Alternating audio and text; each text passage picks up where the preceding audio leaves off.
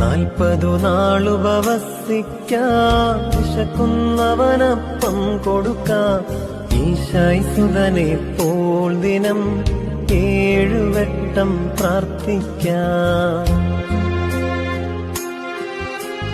മോശയും ഏലിയാവും 40 ദിവസം നോമ്പെടുത്തു.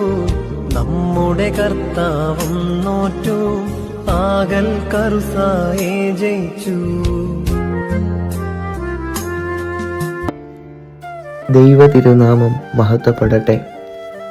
മക്കളെ ഓർത്ത് ഭാരപ്പെടുന്ന, വിതുമ്പുന്ന, ആകുലരാകുന്ന മാതാപിതാക്കൾ വല്ലാതെ കുറയുന്ന കാലമാണ്. പാത തെറ്റി ഓടുന്ന ഈ തലമുറയുടെ തിരിച്ചുവരവിന് സാധ്യത ഒന്നു മാത്രമേ ഉള്ളൂ: മാതാപിതാക്കളുടെ ഹൃദയം തകർന്നുള്ള നിലവിളി. അതിൽ ദൈവം പ്രതികരിക്കാതെ ഇരിക്കില്ല.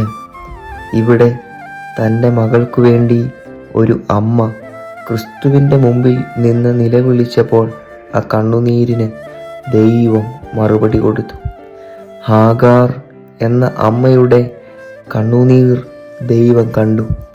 മരുഭൂമിയുടെ മധ്യത്തിൽ ഒരു സാധ്യതയില്ലാതെ ഇരുന്ന ഇടത്ത് ഒരു നീരുറവ യഹോവയാം ദൈവം അവിടെ കുഞ്ഞിന് വേണ്ടി അവൾക്ക് ഒരുക്കിക്കൊടുത്തു.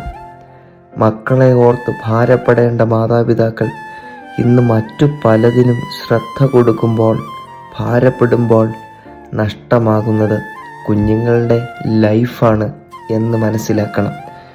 മക്കൾക്കു വേണ്ടി നന്നായി ഓരോ ദിവസവും ഒന്ന് കരയണം.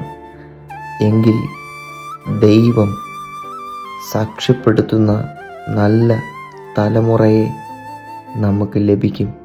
ദൈവം അനുഗ്രഹിക്കട്ടെ.